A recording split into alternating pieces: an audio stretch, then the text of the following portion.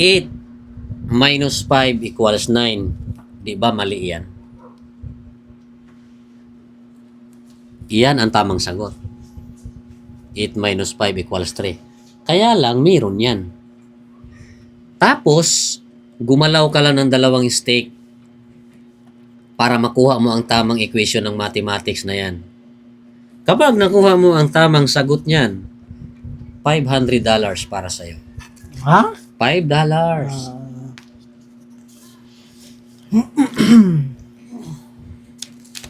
$20. Oo, ayun o. $5, 10, 15, 20. Aray nila.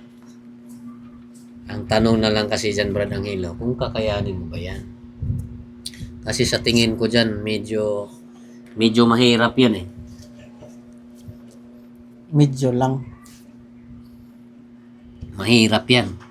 Pero, kapag nakuha mo pa rin ang tamang sagot niyan, sigurado may $5 ka.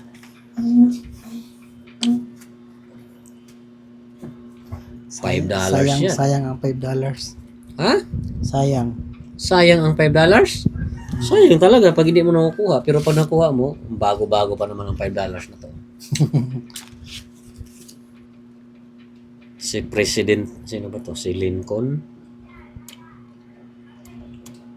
Oo, si Lincoln nga. Paano na kaya yan?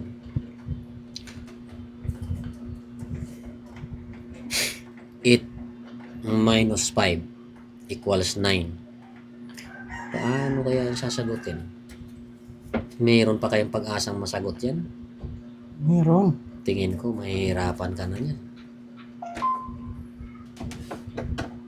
8 Meron minus yan. 5. Ito nga. Ito. Saan? Isa na yan ha. Isa. Sigurado ka, tama yan ha? Wala nang bawian ha? Oo, sigurado yan. Ayan oh. 9. 9 Uy. plus 5 equals 9. Mali. Kahit dumampot ka pa ng isa dyan, mali pa rin yan. Wala, bakit doon? Pwede ulit. Wala nang ulit-ulit. Kapag inulit mo yan, tapos mali ulit-ulitin mo ulit. Hindi, wala na tayong ibang magawa nito. Paulit-ulit na lang tayo. Ulit-ulit. Unlimited na. Kaya yung isang pagkakamali, hindi na pwedeng madagdagan. Mali talaga. Aray. Dalawa. Dito lang talaga yan. Wala na iba. 9 plus 3 equals 9. So, ibig sabihin, hindi mo talaga nakukuha tong $5. Sayang talaga to. Baliktad. Wala.